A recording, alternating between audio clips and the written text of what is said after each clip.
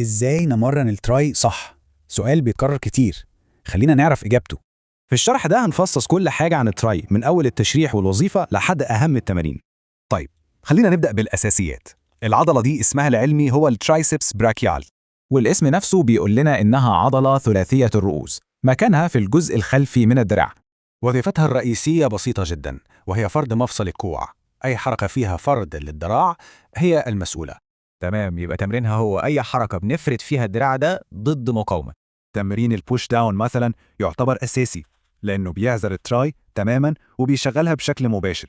الفكرة كلها في تثبيت الكوع، ونخلي التراي هي اللي تقوم بكل الشغل وإحنا بنفرد الدراع. بس التراي مش رأس واحدة، الراس الطويلة بالذات محتاجة وضعية مختلفة عشان نستهدفها. وهنا بيجي دور التمارين اللي الدراع فيها بيكون فوق الراس، زي الأوفر هيد اكستنشن. لما الدراع بيكون فوق الراس بيحصل شد كامل على الراس الطويلة، وده بيشغلها بأقصى فاعلية. طيب، نيجي لنقطة مهمة. تمرين الكيك باك المشهور ده في مشكلة. التمرين ده بيكون فعال بس في آخر جزء من الحركة، عشان كده في بدايل أحسن منه بكتير. التراي مش بس بتشتغل في تمارين العزل، دي كمان عضلة مساعدة مهمة جدا في تمارين تانية.